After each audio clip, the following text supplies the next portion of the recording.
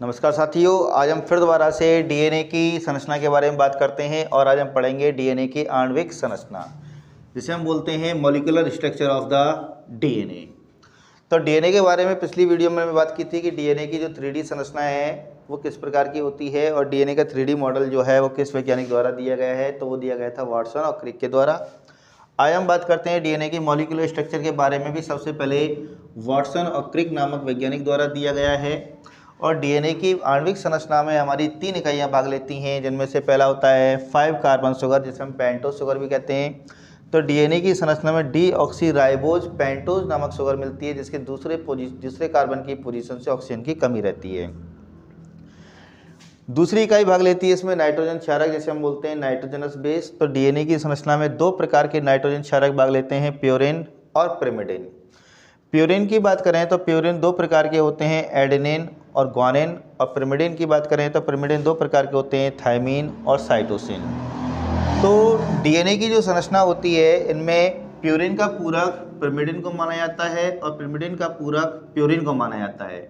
क्यों? क्योंकि डीएनए की संरचना में 2 रज्जुक भाग लेते हैं और दोनों रज्जुक एक दूसरे के पूरक होते हैं, जिनमें से एक की दिशा 5 प्राइम से 3 प्राइम की ओर तो दूसरे की दिशा 3 प्राइम से 5 प्राइम की ओर एक दूसरे की एंटी डायरेक्शन में रहती है। तो प्यूरिन में एडेनिन जो होता है वो थायमीन के साथ डबल हाइड्रोजन बॉन्ड बना करके पेयरिंग करता है और ग्वानिन साइटोसिन के साथ ट्रिपल हाइड्रोजन बॉन्ड बना करके पेयरिंग करता है। जैसे कि हम डीएनए की संरचना में देख सकते हैं, जैसे कि ये एक नाइट्रोजन क्षारक है एडेनिन और ये दूसरा नाइट्रोजन क्षारक है थायमीन। तो दोनों एक दूसरे के साथ हाइड्रोजन बॉन्ड की सहायता से एक दूसरे के साथ जुड़े रहते हैं। तो एडेनिन थायमीन के साथ डबल हाइड्रोजन बॉन्ड बना करके और साइटोसिन ग्वानिन के साथ ट्रिपल हाइड्रोजन बॉन्ड बना के जुड़ता है।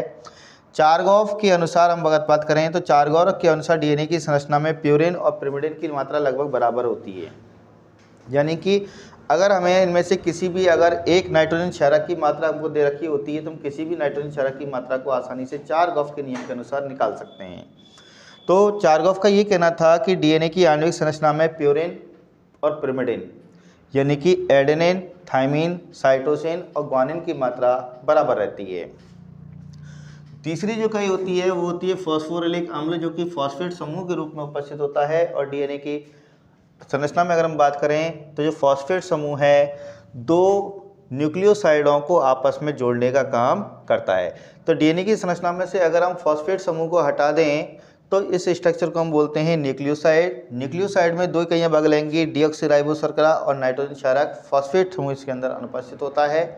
यदि हम न्यूक्लियोसाइड को फॉस्फेट समूह के साथ जोड़ देते हैं, यानी कि डीऑक्सीराइबोज शर्करा और नाइट्रोजन क्षारक को यदि फॉस्फेट के साथ समूह के जोड़ दिया जाए तो ये संरचना कहलाती है न्यूक्लियोटाइड। तो डीएनए की जो आणविक संरचना है उसमें 4 प्रकार के न्यूक्लियोटाइड और 4 प्रकार के न्यूक्लियोसाइड भाग लेते हैं। और न्यूक्लियोटाइड की संरचना में अगर हम देखना चाहें तो ये पूरा की पूरा एक न्यूक्लियोटाइड को प्रदर्शित करता है, ये दूसरे न्यूक्लियोटाइड को प्रदर्शित करता है, ये तीसरे न्यूक्लियोटाइड को प्रदर्शित करता है और ये चौथे न्यूक्लियोटाइड को प्रदर्शित करता है। तो डीएनए की अगर हम डेफिनेशन देखें तो डीएनए की डेफिनेशन में आता है कि पॉलीन्यूक्लियोटाइड चेन, यानी कि न्यूक्लियोटाइड की जो बहुलक श्रृंखला है उसे हम डीएनए कहते हैं। और बहुलक श्रृंखला के अंदर एक न्यूक्लियोसाइड दूसरे न्यूक्लियोसाइड के साथ फॉस्फोडाइएस्टर बॉन्ड बना करके जुड़ा रहता है।